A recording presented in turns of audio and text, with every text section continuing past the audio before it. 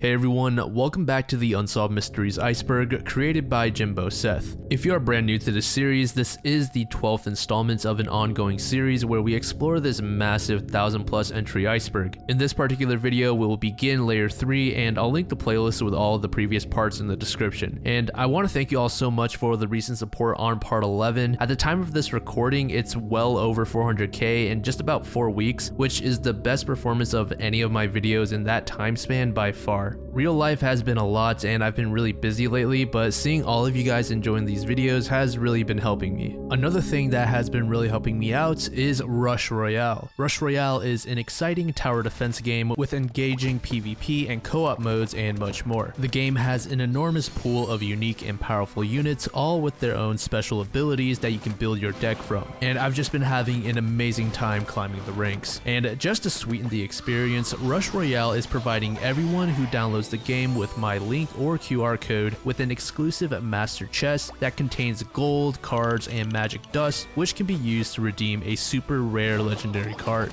My favorite of which is probably the Demon Hunter. These bonuses will be granted to you within a day after downloading with my link. Some of the brand new content that Rush Royale will be introducing this month is the first ever collaborative hero, Jake Paul, who is only available until July 29th. That's only about 2 months time for you to get your hands on this shiny new character. And better yet, you can get him for free and have him join your team forever. Jake comes with an exciting set of unique abilities, including Super Punch, which takes out multiple monsters in a single go. There's also Memory Photo, which takes a snapshot of all the monsters on the field to reduce their armor, causing additional damage, as well as the Champion's Belt, which boosts his active skill to increase the amount of damage he can do based on the target's health. Defend the damn tower and test your skills in Rush Royale as you unleash devastating attacks to crush the oncoming waves of monsters. And remember, the exclusive bonuses are only available for a limited time, so hurry and download Rush Royale for free with my link or QR code to start playing today.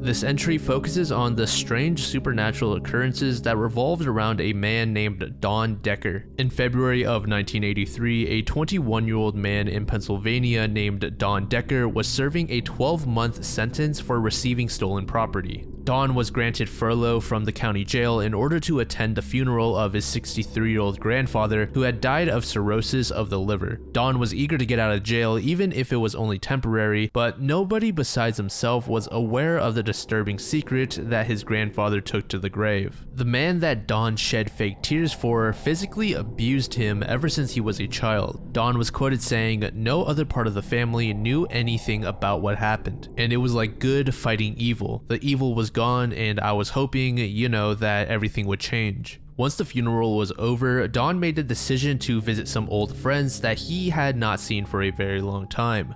Those friends were Bob and Jeannie Kafer, and this is when the story becomes a bit strange. Don claimed that once he stepped inside Bob and Jeannie's home, he was possessed and could briefly materialize rain out of thin air. Don suspected that he was the subject of a demonic possession. There was water that started dripping from not only the ceiling but from the ground and the walls as well. At first, the group of friends thought that it was simply a plumbing issue, but there were no pipes at all in that part of the house where they were staying. Ron contacted police, and when they arrived, they were skeptical and didn't want to step inside the house. But after some coaxing, the officer walked in and said the following: "I couldn't get 2 steps inside the door and I was absolutely pelted. We were standing just inside the front door and met this drop of water traveling horizontally. It passed between us and just traveled out into the next room." Don's friends stated that there was no way that the situation was faked, and the landlord's wife even blamed Don for all of the trouble. Don even recalled that at one point pots and pans began to rattle and he was floating inches off of the floor. He was completely terrified of the situation, saying, "I'm a big guy, I've always been assertive and that made me feel like a newborn. I'm scared right now just talking about it really." The next day, the police returned to the house to investigate and Don was asked to be present as well. One of the officers, who was religious, handed Don a golden cross to hold, and in minutes, Don began yelling, saying, "It's burning my hands," before tossing the cross onto the ground. When the police went to touch it, it wasn't scalding hot, but definitely too hot to hold with bare hands. An officer named Bill Davies said, "I've been a cop for 40 years and I've never seen anything like this. Never. There's always an explanation when something happens. If you gotta investigate, you come up with something. For this case, there really is no explanation." When Don's furlough finally ended, he returned to jail and it seemed that the rain had followed him. Don was being held in a maximum security cell with another inmate and said that he tried to make it rain and suddenly the cell began to flood with water erupting from the concrete floor. A security officer asked Don to do it again, and he did. This time, the guard was drenched with a 4x2-inch pool of water. None of the events were actually recorded, so understandably, many people are skeptical. A lot of people believe that Don and his friends simply set this up for attention and money. In total, there were 9 eyewitnesses who were willing to go on record to confirm the phenomena that they saw, many of which continue to believe that Don was possessed to this day.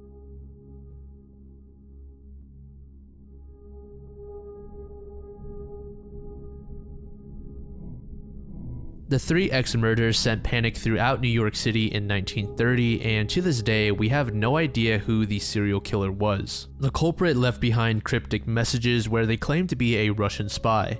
The first 2 victims were 39-year-old father and husband Joseph Mazinski and 19-year-old mistress Catherine May, who were seated next to each other in a parked car in Queens. Unlike Joseph, Catherine was fortunate enough to escape with her life. According to Catherine, a strange man approached their vehicle and drew out a gun and then shot Joseph dead. The mystery man then handed Catherine a note which read, "Joseph Mazinski 3X 3X097. The culprit then brought the gun up to Catherine's head, signaling for her to step out of the vehicle and to follow him. He led her to a bus stop before leaving completely. Now, oddly enough, Catherine did not report the incident at first. Instead, she waited until the public found Joseph's bullet-ridden body and reported it themselves. Once Catherine caught wind that the police were investigating the incident, she contacted them to give her recollection of the event. For whatever reason, Catherine would give out several conflicting stories, one of which included an Italian gangster and another where she said she was raped. She showed the police the note which had Mazinski's name on it followed by the 3X, which was circled. And it was during this questioning when we learned that Joseph and Catherine had been having an affair for over 2 years.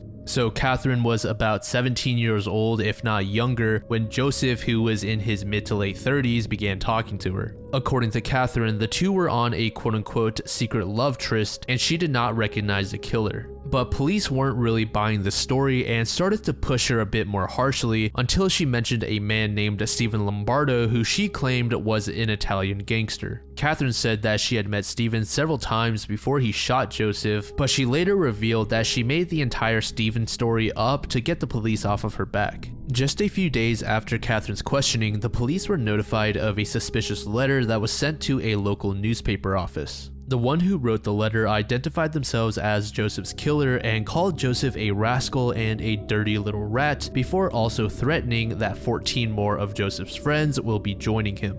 About 12 hours after the police got their hands on the letter, a 26-year-old radio mechanic named Noel Soli was shot dead inside his vehicle. Noel was on a date with an 18-year-old named Betty Ring, who was the daughter of a police officer. The couple were parked at an isolated and abandoned salvage yard and were intending on making out, but before they could even lay eyes on each other, a man carrying a flashlight and gun knocked on the car window. Betty told police that the man was deaconish looking and demanded Noel's license before shooting him in the head. She also mentioned how this guy did an odd wave, almost to signal off his partners and tell them that he didn't need help. After killing Noel, the mystery man gave Betty a note which had Noel's name as well as 3X written on it. The guy then led Betty to a bus stop just like with Catherine. When Noel's lifeless body was discovered, there was a newspaper article left on his lap about Joseph's murder. 5 days after Noel's body was found, Joseph's brother received a letter from the killer which claimed that he was a Russian agent who had completed his mission of killing former agents. The guy who sent the letter claimed that Joseph Mazinski and Noel Soli were those former agents. After extensive ballistic testing, investigators were able to determine that the bullets used to kill Joseph and Noel were fired from the exact same gun, confirming that both of these incidents were genuinely connected. After Noel's murder, the culprit seemed to have disappeared for a little while before resurfacing about 4 months later with a letter addressed to the police which said, "I'm back, I will pay every cop a visit." Over the next several months, approximately 1,000 additional officers were brought into Queens to hunt down the killer. One of the officers that routinely cleaned his gun in the Queens station house claimed that he received a letter from the killer saying, "I saw you cleaning your gun last night. I hope you didn't expect to shoot me. You will never find me." These mysterious and cryptic letters continued for about a year and they came in droves. However, investigators deemed that the vast majority of them were likely fake. In the final official letter, the killer threatened to kill 3 men at once. The killer said that he was still deciding how to go about the triple murder. He said he might use poison darts and a blowgun or a mysterious, very old Hindu trick. The families of both Joseph and Noel denied the allegations that the two were part of some secret Russian organization. But during the investigation, police found an out-of-place check for $8,000 which was deposited into Joseph's bank account only a month before he was killed. Some believe that this money was compensation from that secret organization, while others believe that he got the money for a much more mundane reason. But regardless of what you believe, it was never really cleared up where exactly that money came from.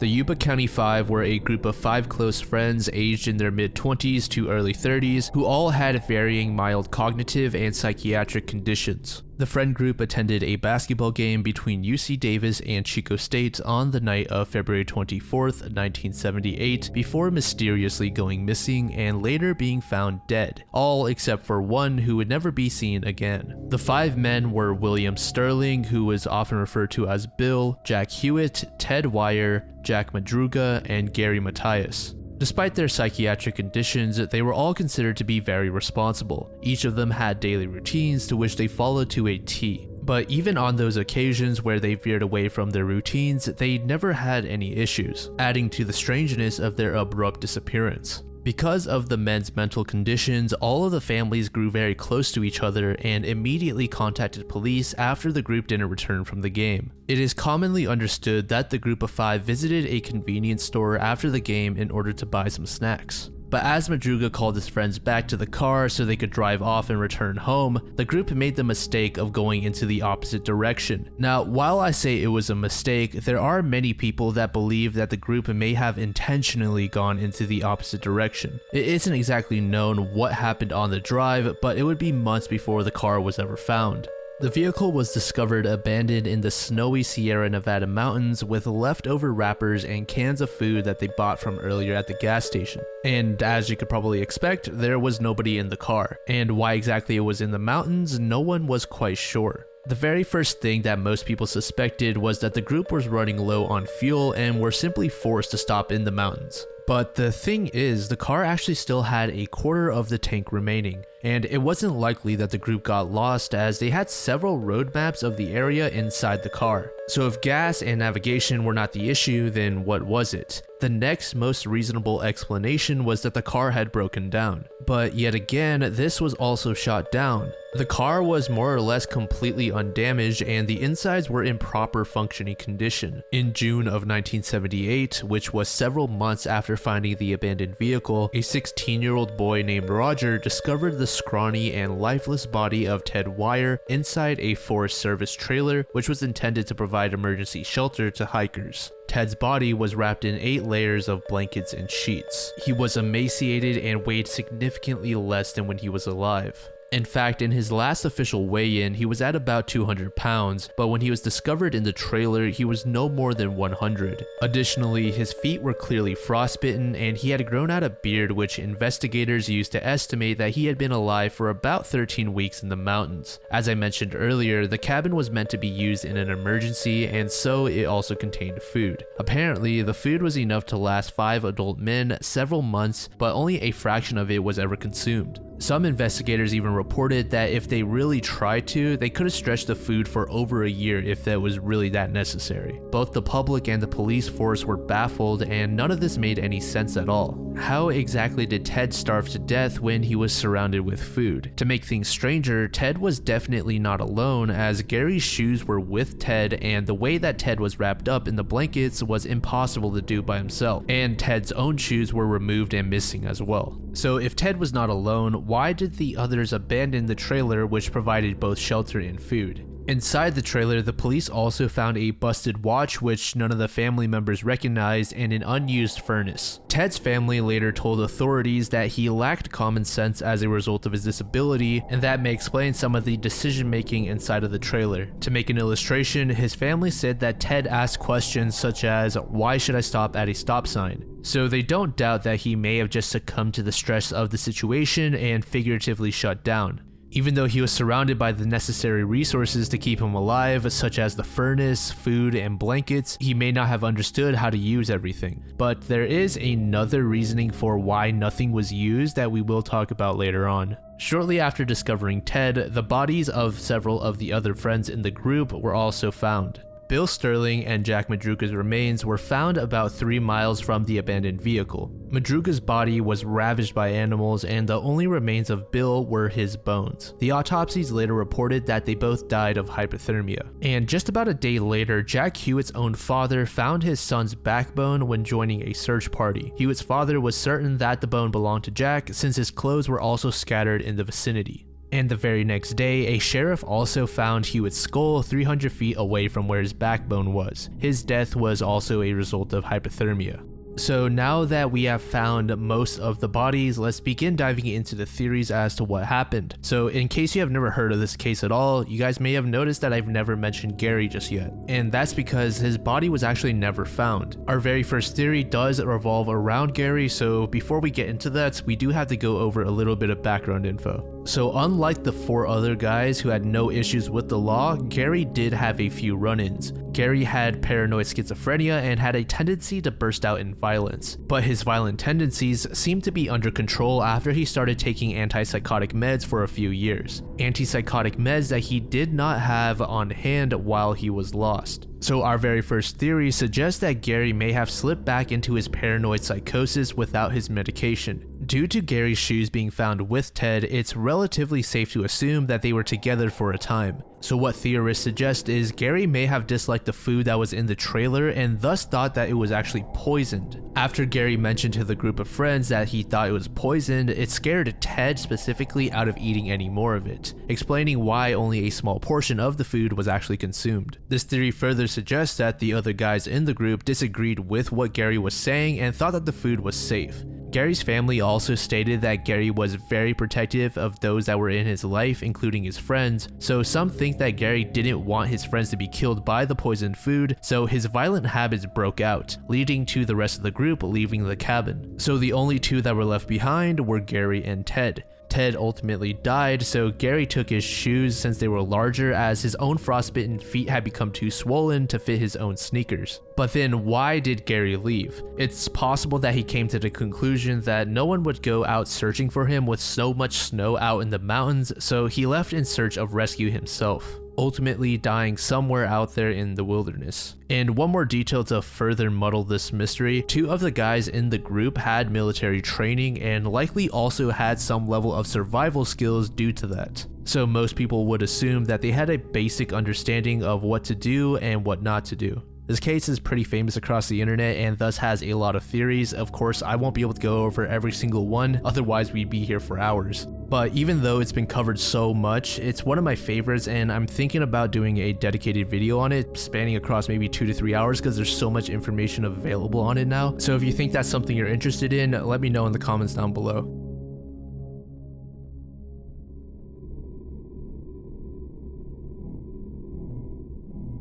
So the younger lady is an entry on the Iceberg that I believe was recently solved, so I'll try and keep this one short. The younger lady is the name given to a mummy that was discovered in 1898 by archaeologist Victor Loret. Currently, the mummy is in the Egyptian Museum in Cairo, and through recent DNA testing, the mummy has been identified as the mother of King Tut. prior to this discovery, the mummy's identity was unknown but thought to be the remains of Nefertiti. The younger lady was discovered alongside 2 other mummies, and it's believed that she died between 25 and 35 years of age. When Victor initially discovered these mummies, he actually thought the younger lady was a man, but he later confirmed that the mummy was indeed female. And despite being tied to so many notable Egyptian figures, it seems that the younger lady wasn't a very prominent person in Egyptian history. Archaeologists have struggled to find any statues or inscriptions that are dedicated or even mention the younger lady.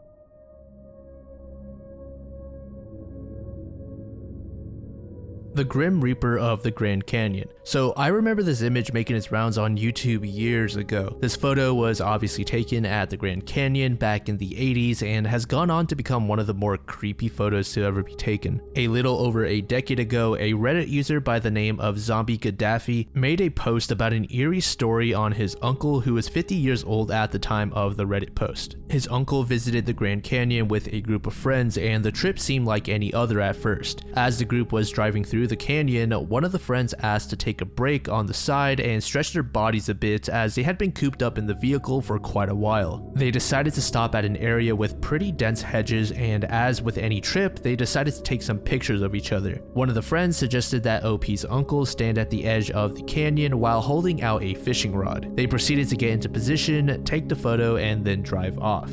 After the trip, everyone visited a shop to get their roll of photos developed, and once it was complete, they were pretty shocked to see a very tall and pale young man in an all-black robe standing behind OP's uncle just staring at the camera. All of the friends were wondering who this guy was and why exactly he was so close to OP's uncle. The uncle said that they had been in the area for about 15 minutes in total, and they didn't see any tourists around in that time. So everything you just heard was basically the information from the original Reddit post, and OP would come back a little while later with an edit which included the photograph as well as some corrections. OP added that the photo isn't exactly as he remembered. Details such as the fishing rod were inaccurate details that his brain just randomly added. OP said that he asked his uncle about the photo, and as he was recalling the trip, he was adamant that both he and the person taking the picture never noticed the guy in the back. OP said that he was really young when he made the original post, and even younger when his uncle first told him the story. He thought that perhaps his uncle was trying to creep him out and make up some lies to make the story scarier. So OP then asked his other family members about the photo and showed it to them. Everyone he asked also said that they had no idea who that person was, and they said that they were very familiar with most of the friends that OP's uncle hung out with. As the story gained attention, Reddit users came in droves to share their theories as to who or what the guy was doing there. The two most popular and accepted theories are that the guy was just a normal random dude there to take a piss, or the entire situation was a hoax. Initially, there were a lot of people who mentioned that the guy was abnormally tall, but that can be explained as just his positioning making him appear much larger. This is definitely the most boring theory, but you know, Occam's razor and all that, this is probably the most likely. It's pretty creepy knowing that this guy was tailing you and you had no idea, but he was probably harmless. Another popular theory is, of course, the name of this entry. The guy was the Grim Reaper. There have been numerous Grim Reaper sightings throughout time, and how the Reaper appears in front of someone who is about to die. Someone in the friend group may have been fated to lose their life that day, only to live past their expected time of death. Obviously, some people may think this theory is outlandish and think that the internet simply took something and blasted it way out of proportion.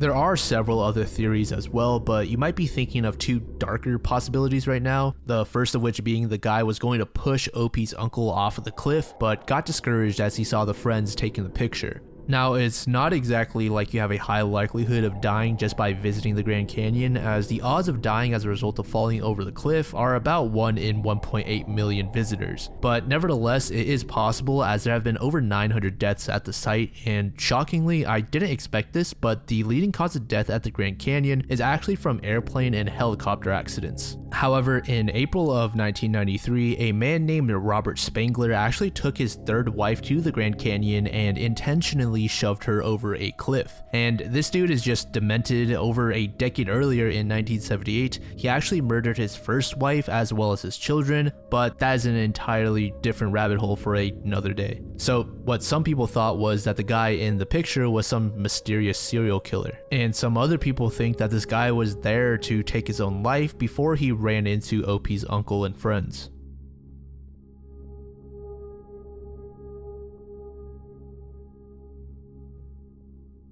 Jim Donnelly was a husband and father of two who mysteriously disappeared at the age of 43 at the Glenbrook Steel Mill in Waiuku, New Zealand on June 21st, 2004. Prior to his disappearance, Jim had been working for the Glenbrook Steel Mill for nearly 2 decades. Jim's family has been distraught ever since that day, and his wife Tracy has been continuously receiving calls from reporters every few years. Tracy has said the worst thing about the entire incident is not knowing and possibly never knowing what had happened to Jim. Jim's position at the steel mill was that of a supervisory engineer. According to Tracy and several of the employees, Jim was acting a bit unusual leading up to his disappearance.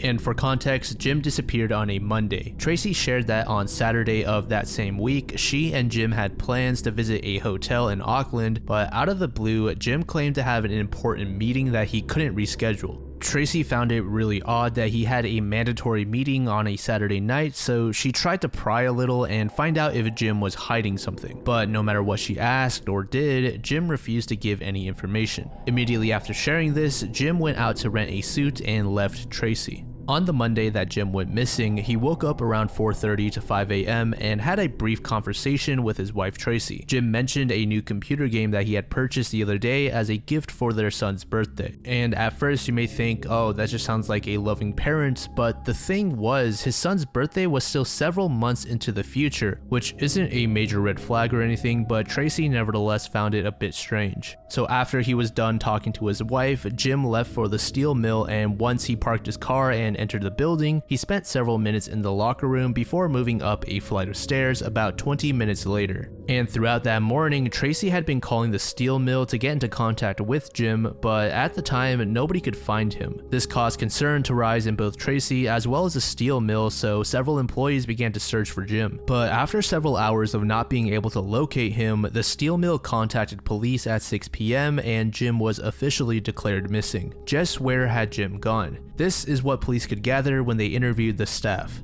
The shift supervisor said he stumbled upon Jim as he was on the stairs and greeted him, but he got no response back. He said Jim appeared lifeless and frozen. Another employee saw Jim nearby the stairs and said he looked to be a bit lost and not sure where to go next. Around 8:30 a.m., Jim was sighted yet again, this time wearing an orange jacket, yellow hard hat, and glasses. And this seemed to be the last account of Jim by anyone in the building. The staff, police, search and rescue teams, and even Air Force personnel assisted in searching not only the steel mill but the surrounding area as well for Jim.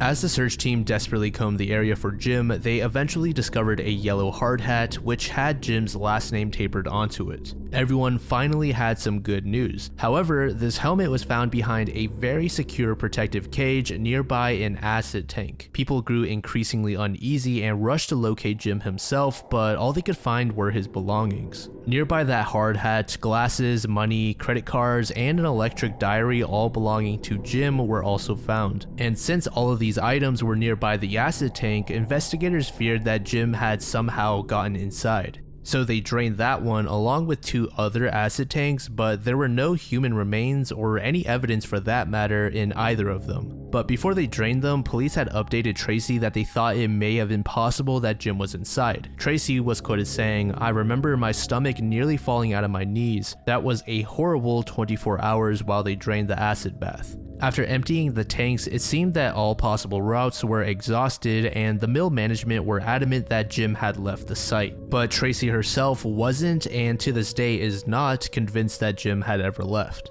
And this is sort of where the investigation just ended, and over the years the case just went cold. According to Tracy, Jim had no history of mental health issues or health issues in general. There were also no issues within the family or its finances. One of the first theories that arose was that Jim had abandoned his life in New Zealand and traveled elsewhere. But investigators don't think that this is likely since there were no significant financial transactions or evidence of travel outside of New Zealand. And based on the money that Jim was bringing in, it was not reasonable to think that he had enough to support a brand new life for himself. So aside from that outcome, detectives believe that the most likely scenarios are suicide, accidental death, or foul play. Throughout the years, as more people learned about this case, concern around the steel mill's safety grew. There isn't really any evidence to back this, and most of the talk around this theory is from people around the internet, but some people believe that Jim may have had an accident within the steel mill, which also may have exposed some safety violations inside the business. And needless to say, that would have come with extreme repercussions. But after a thorough search, detectives believed that it was unlikely that Jim had an accident there. One detective mentioned that they searched the building top to bottom several times, and if Jim had died in there, they would definitely have found him. Many times when it comes to disappearances like Jim's, investigators believe that it was possibly suicide. However, there seemed to be no apparent reason for Jim to make such an extreme decision. Every aspect of his life seemed to have been normal if not good.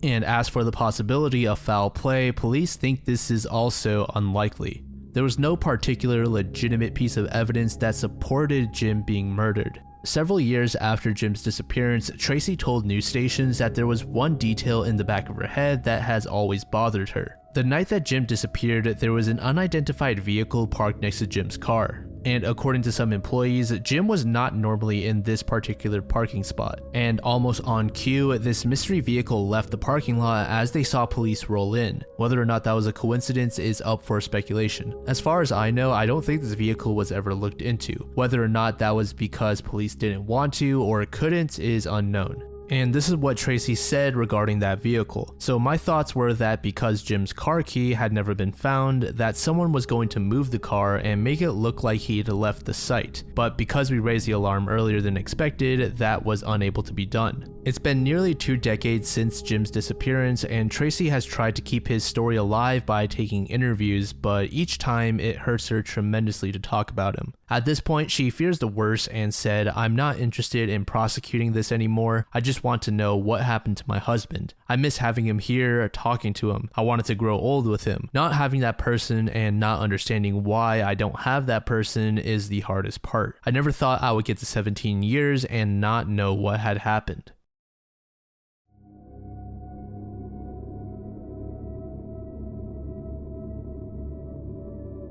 Poe Toaster is the name that is used to refer to an unidentified person who visited famed author Edgar Allan Poe's grave on an annual basis in the early hours of the day on Poe's birthday. The mysterious figure was described wearing black with a wide-brimmed hat and white scarf. The shadowy individual always poured out a glass of cognac to raise a toast in honor of Poe before disappearing. This person was often seen leaving behind 3 roses in a distinct arrangement, as well as the unfinished bottle of cognac. As time went on, this person gained a sort of mythical status and thus commanded a group of onlookers every year who hoped to see the person's face. According to onlookers, the person appeared to be male and has been visiting the grave ever since the 1930s, but the documentation didn't begin until the 1950s. And then in 1998, the original Poe Toaster supposedly died, and the task of paying tribute to Edgar Allan Poe was handed down to a quote-unquote son. This son left behind some notes on the grave containing some controversial statements, which caused many observers to become irritated and attempt to detain or at least identify the guy. Depending on the source, the final time that Poe Toaster visited the grave was either in 2009 or 2012.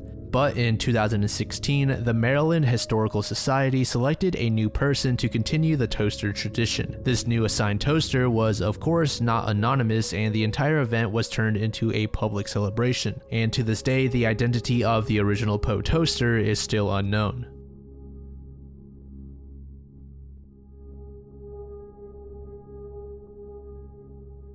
So I've been trying to figure out how to pronounce his name, but I've gotten like 3 different results. So for this section, I'm going to refer to them as the Kuykendalls. So in 2007 in Fircrest, Washington, a 16-year-old girl named Courtney Kuykendall was bombarded with texts asking why she was sending out texts just saying the word gay. It's common for teens to just play immature jokes on each other, however, Courtney herself did not send those texts. Courtney was of course confused, but she didn't think much of this occurrence at first and moved on with her life. But she had absolutely no idea how strange everything was about to get. It didn't take long before not only Courtney, but her entire family began receiving threats through text messages and phone calls from a mysterious individual who they later named Restricted, since that's what came up as the caller ID from the calls. The phone calls typically all started with the caller threatening the targets with murder or school attacks. On a few occasions, the caller even threatened to kill the family's pets. The family attempted to stop the caller by getting their numbers changed, but when this didn't work, they resulted to getting all of their phones swapped out. But unfortunately, this did not help as Restricted was still able to call them. At this point, the family had enough, and saying that they were pissed off would be an understatement. They finally got the police involved, but right as the family was in the middle of explaining their situation, all of their phones began calling each other. The first thing police wanted to do was trace the calls. And remember how at the very beginning we mentioned that Courtney's phone was sending out texts to her friends? Well, that was the very first instance of the caller interacting with the family, and police traced the signal back to Courtney's phone, which was obviously a terrible look as she never told anyone in her family about the time her phone sent random messages to her friends. Immediately, Courtney's parents thought that she was behind all of the harassment, so they confiscated her phone. However, this also failed to stop Restricted from contacting the family. After further investigation, the police informed the family that in addition to being listened to, they were also being watched. This called for a brand new security system, which moments after being installed, signaled for yet another call from Restricted.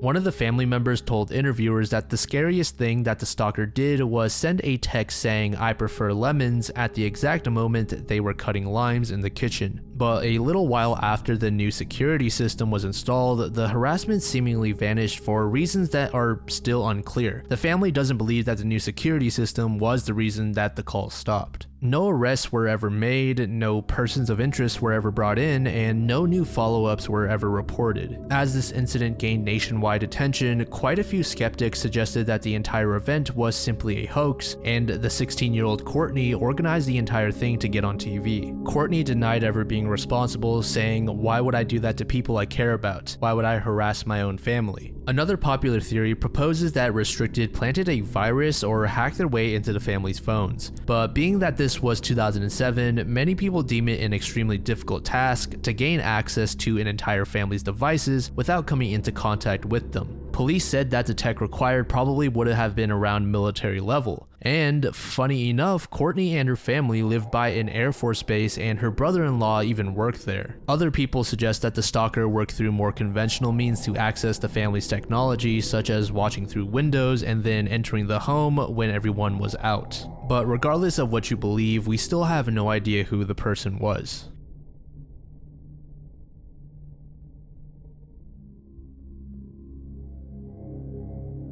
We all recognize the show SpongeBob SquarePants as a family-friendly cartoon about a wholesome sponge that lives in the Bikini Bottom. But in the year 2001, there was an episode that aired named Sailor Mouth, which caused many parents and guardians to lash out as the episode contained the characters swearing at each other, albeit it was censored. The episode focuses on Patrick telling SpongeBob about swear words, saying that you can throw them in anything you say to make a spicy sentence sandwich. We then see SpongeBob greeting people by saying a nice day we're having, but the word would be censored with dolphin sounds. This episode became really controversial as many parents didn't want their children to become curious as to what the censored words were and discover them. However, the series used the dolphin sounds to censor out words later in the show as well as in movies and games. The censoring can also be found in the Sponge Out of Water movie as well as other SpongeBob specials. When asked about the episode, the voice actor for SpongeBob, Tom Kenny, said that the voice actors were told to use random made-up words in place of the actual swear words, but this made the entire process too cumbersome, so they decided to just use the real words but place different audio clips over them. Some people, even some that worked with the show, claimed that there was never a true uncensored version with the swearing. Tom Kenny, however, is adamant that the clips of the main cast, including SpongeBob, Patrick, Mr. Krabs, and Squidward swearing, do exist, but are just buried deep within Nickelodeon archives. And if this episode does indeed exist, it's understandable why Nickelodeon wouldn't want the real thing to surface, as it would likely see immense backlash from parents today. Real clips from the uncensored version of the episode have never been found, but there are a few videos on YouTube where fans recreate the episode with their own lines to mimic how they believe the unaired version sounded.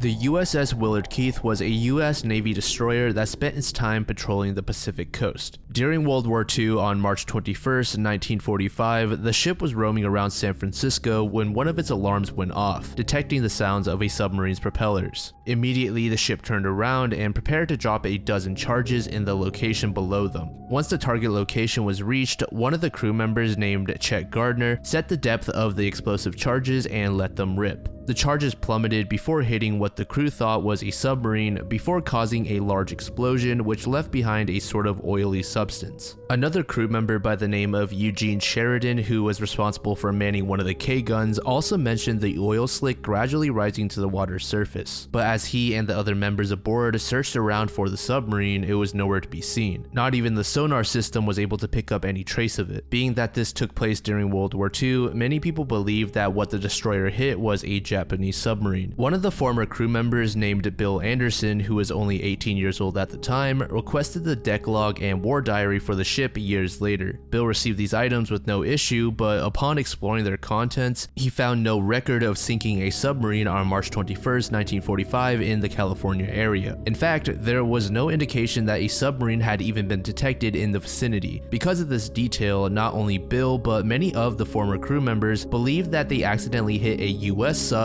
and the military was trying to cover it up. Bill claimed on several occasions that he knows of a tucked away sunken sub near the Golden Gate Bridge. According to him, a mole deep within the Navy was providing this top secret info to him. Bill spent the better part of a decade searching for the sub, believing that it was from the Japanese. He has visited 7 different sites, saying that any of them could be the sub he's looking for.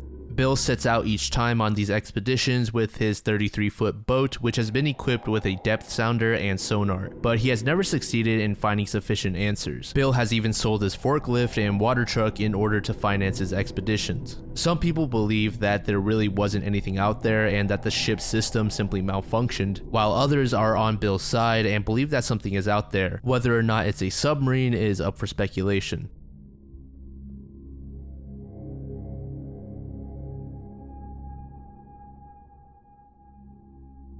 Cattle mutilation. This entry refers to the mysterious random mutilation of animals, specifically cows, of course. It's not exactly strange for a farmer to wake up one day and see that one of their cows has just died. It could very well have been due to natural causes such as a heart attack or something. But time after time, various farmers find their deceased cows completely mutilated. Sometimes they're missing an eyeball, sometimes flesh, sometimes their genitals, and sometimes everything. These strange events have been reported all around the world and can be dated all the way back to the 50s. At first, one may assume that a predator simply attacked the cow. However, many of the organs are systematically cut out, and these incidents are not messy at all. If another animal was responsible, there likely would be excess body parts strewn all about, as well as blood splattered all across the scene. But in these particular incidents, that is just not the case. The single commonality across all of these mutilations is that all of the blood is completely drained from the cow, as well as their lips, eyes, ears, and tongue being removed. Furthermore, they'll have several of their organs removed with surgical precision, and then signs that the cuts have been cauterized with high levels of heat. It may be possible that there are people going around harvesting these organs for various reasons, such as selling them or for rituals. Several investigators state that one of the very first things they do when such a case comes up is they look for scuff marks in the dirt or any signs of panic or struggle from the animal. But more often than not, there are no marks in the ground at all. What this could mean is that the animal was placed there after it had been killed in another location. But if this were the case, the culprit made sure to leave no tracks behind that may lead back to them. It's almost as if the cow just fell out of the sky. Cue aliens. A rancher named Glenda Schneider had some of her animals mutilated in a similar fashion, albeit she had 2 of her horses killed and not cows. Another incident in June of 1974 in Lancaster County, Nebraska, several residents claimed that they had seen what appeared to be helicopters helicopters shining lights over a field, and later on in that same location, they discovered mutilated cows. County Sheriff Herbert Thompson was contacted, and after some investigating, he found that both the FAA and National Guard had no knowledge of any flying objects in that area. Eventually, local ranchers formed their own groups to watch over their farms at night, and it got to the point where the National Guard had to contact various pilots in the area and tell them to be careful if they flew over the area, and that there were people that were ready to fire if they saw anything suspicious in the sky. Then in May 1979, federal authorities launched a comprehensive investigation into the mutilation phenomenon, which was later passed to the FBI and named Operation Animal Mutilation. The investigation set out with 5 main objectives. 1. To determine the reliability of the information received. 2. To determine the cause of as many mutilations as possible. 3. To determine if livestock mutilations as described constitute a major law enforcement problem. And then 4. If they do constitute a major problem, to determine the scope of the problem and to offer suggestions on how to deal with it. Then finally 5. If they don't constitute a major enforcement problem, then stop the funding of the investigation. In the final report, FBI agent Kenneth Rommel, who was in charge of leading the investigation, stated, according to some estimates, by 1979, 10,000 head of cattle have been mysteriously mutilated, and that the mutilations were mainly a result of natural predation and not by aliens or paranormal stuff. However, the report did mention that several of the incidents had anomalies that just couldn't be explained by conventional means. No individuals were identified to be responsible for those particular mutilations. Many scientists and veterinarians have tried to form more conventional explanations for the cattle mutilations. For events where the cow was missing their mouth, lips, or any of their organs, they suggested that dehydration had a large role and that small scavengers along with burrowing parasites entered their bodies to consume portions of it where skin is the thinnest. The absence of blood was also said to be due to various insects consuming it or from solar desiccation. And then those earlier mentioned cuts that looked to be very precise were also said to be the work of dehydration after the skin tore from post-mortem bloat. The dehydration caused the animal's hide to shrink and split, which may have resulted in the linear cuts. But it seems that most people anyways believe that humans were responsible. Many people in the public believe that it's the work of cults, while others say sick degenerates are going around and killing these animals for their own pleasure.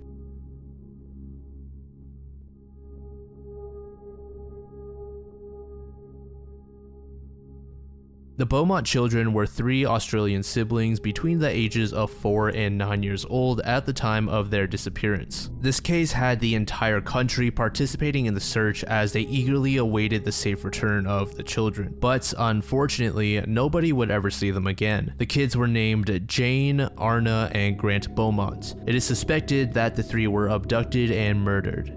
On the morning of January 26, 1966, the weather was scorching hot and the children asked their mother Nancy if they could visit Glenelg Beach. Nancy, already having plans for the day, trusted her eldest daughter, 9-year-old Jane, to watch over the other 2, so she simply handed some money to Jane and said yes, then walked the kids to the bus stop. The kids caught a morning bus and were told to take the 12 p.m. bus back home. While the children enjoyed their time at the beach, the father and husband, Jim Beaumont, was at a work meeting in the nearby Snowtown. As the time gradually passed 12 p.m., Nancy grew worried, but she assumed the kids simply made a mistake and missed the correct bus time, so she decided to wait a little bit longer in case they showed up late. Nancy eventually decided to go to the actual stop in order to pick up Jane, Grant, and Arna herself. However, as the 2 p.m. and 3 p.m. buses came and left, the children never showed up.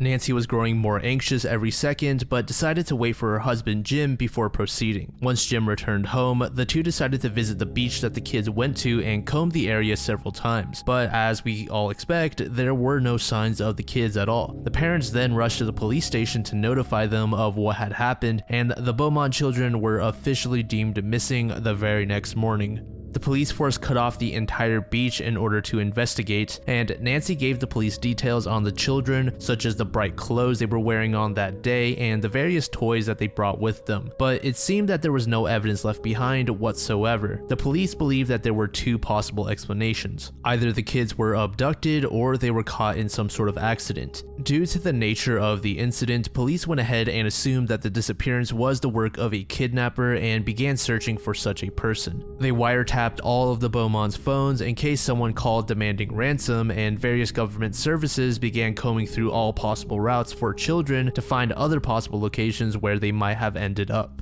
But as the days slowly passed by, hope slowly diminished and fear rose. On January 29th, the Adelaide Sunday Mail created a headline, "Sex Crime Now Feared," to highlight the rising concern for the children. The parents were overcome with despair, and Jim decided to take things into his own hands, gathering evidence and interviewing the residents near the beach himself.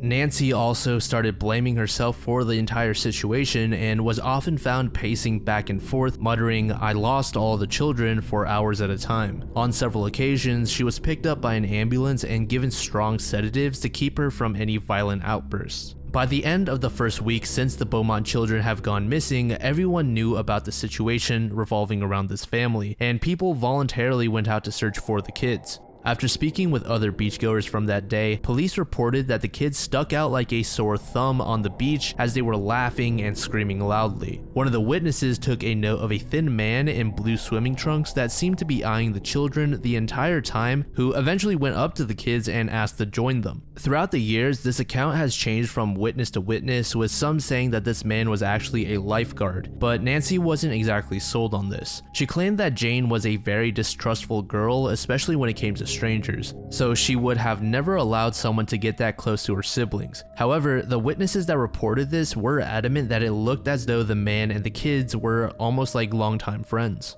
After some time on the beach, the kids apparently visited a nearby shop to buy snacks, and Jane purchased some cookies as well as a meat pie, and she paid with £1. This particular detail shocked Nancy, as she said she had only given Jane 8 shillings and 6 pence, which was only enough to go on the bus. It's possible that the man in the blue trunks gave the kids extra money. Several witnesses reported that the kids left with a blonde-haired man afterwards. A few months after the disappearance, a woman had contacted police saying that she saw 3 children accompanied by an adult man on the night of the incident near her home. She claimed that a boy was trying to escape, but that mystery man grabbed him by the leg and dragged him back inside the house. But for whatever reason, the police did not believe this at all and thought it to be a prank. And as with many of these cases, this one also eventually went cold, and the parents resorted to otherworldly forces to attempt to bring their children back. They visited a 57-year-old medium named Gerard, who in the end was sort of hated by the community. Reason being was that he would state that the kids were buried in one location, and while volunteers plowed through the land, he would change his mind and say that the kids were actually somewhere else. Furthermore, he would lead the public to various children's items which had been buried and claim that they belonged to the children. However, we would later learn that Gerard placed those items there himself. The case of the missing Beaumont children remains unsolved to this day, and both Nancy Beaumont and Jim unfortunately passed away. Nancy died in 2019 and Jim earlier this year in 2023 at the age of 97.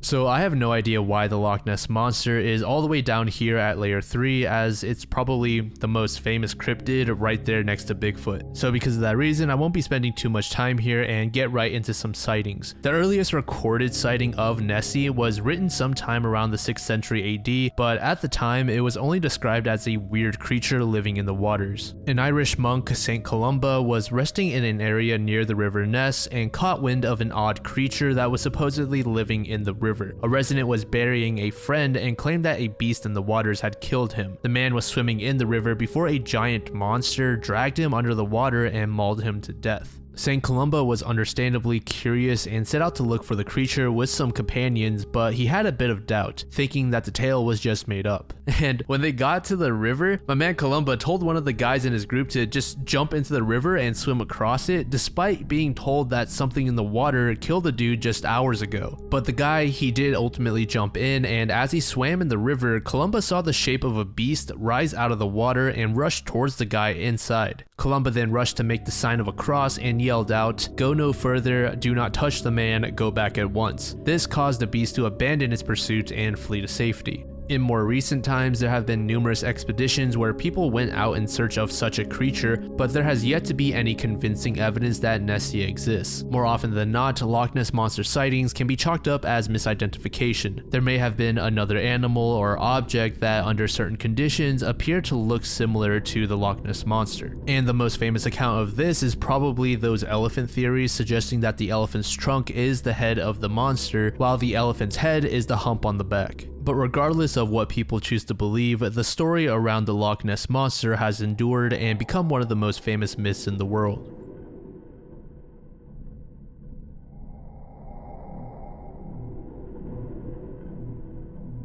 Sticking with the cryptid theme, we now have the Yeti. Now, this entry is actually from layer 2, but there are a few entries that I recorded in the past that, for whatever reason, just never made it into the video. I don't know if I accidentally deleted them or what, but anyways, the abominable snowman is very similar in appearance to Bigfoot, but unlike Bigfoot, it's believed that the Yeti primarily lives in the mountains in Asia. Furthermore, the Yeti is said to be a bit shorter than Bigfoot, coming in at about 6 feet based on the reports. They typically have a muscular build and weigh between 400 and 600 plus pounds. In one account in 1921, a journalist by the name of Henry Newman encountered a group of British explorers as they completed a Mount Everest expedition. These explorers claimed that they saw abnormally large footprints across the mountain, and when they asked their guide what left the prints, the guide said it was the Metokengmi, which translate roughly to something like man, bear, snowman. And something that's pretty funny, one of the explorers at first misunderstood the meto part as filthy, but didn't like how that sounded, so he changed that to abominable, so we almost got the filthy snowman instead of the abominable snowman. Like most cryptids, there is a lack of hard proof to support the Yeti's existence, but many adventurers have tried to hunt for items to bring back that may prove to us that the Yeti is real. In 1960, Sir Edmund Hillary visited Mount Everest for the sole purpose of finding proof. He left the mountain with a scalp that he claimed belonged to a Yeti. This, however, was later disproved, and what Hillary brought back was actually a helmet-shaped hide from a Sero. On another occasion in Nepal, there was a monastery that was holding a finger that they believed to belong to a Yeti. For decades, enthusiasts bickered back and forth on what the finger belonged to, but later analysis concluded that the finger was indeed human, possibly from the corpse of a monk.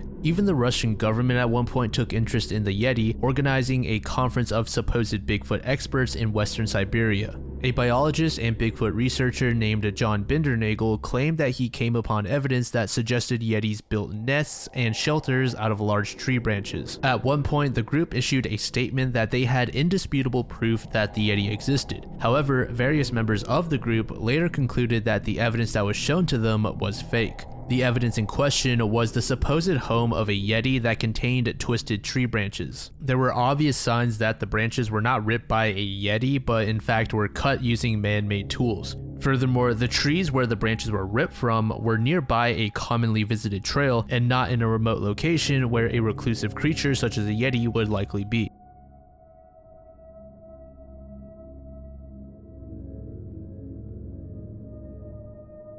The source of Earth's water has been a mystery for a very, very long time. There are several theories as to where the water came from, but it seems that the most commonly agreed upon one is that asteroids carried much of it. Locked away in their minerals was the water which was released after colliding with Earth early on in its life. By examining and testing various water samples around the Earth, scientists have been able to develop several other possibilities for the origin of Earth's water. Some of those scientists suggest that the water came from the solar nebula, which is basically a spinning disk of material. Over the course of approximately 10 million years, the formation of Earth captured various elements including hydrogen and nitrogen, both of which tend to follow each other around in the solar system. Skeptics of the asteroid or comet theories point to how other planets have also been bombarded with stray debris but don't have water like Earth. Or at the very least, they don't have comparable amounts of water or water that is consistently available in a liquid state. The difference here is that relative to other planets, Earth has a superior magnetosphere and is in an optimal position from the sun to retain water in its liquid state. Earth's gravity and composition also help in this area. Planets such as Mercury that are closer to the sun are far too hot for water to exist as a liquid. Then what about a planet such as Mars? Years ago, it was big news that Mars had water, but of course it's not nearly as abundant as Earth. Furthermore, Mars has a much bigger issue due to its composition. Relative to Earth, Mars is lacking in iron, which significantly weakens its magnetosphere, affecting the atmosphere negatively.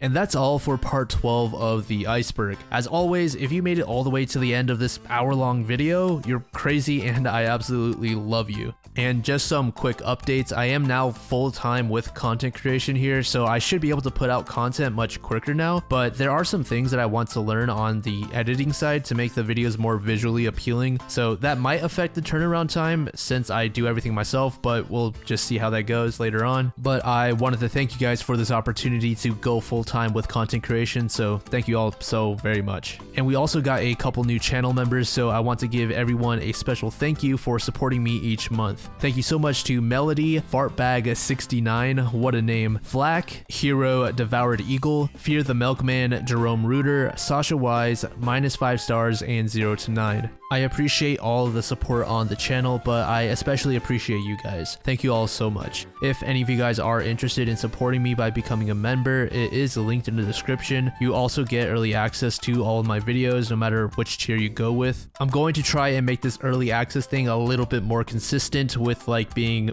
3 days ahead or so. So that's all I gotta say for today. I hope you all have an amazing week. Stay safe and I'll talk to you all again very soon.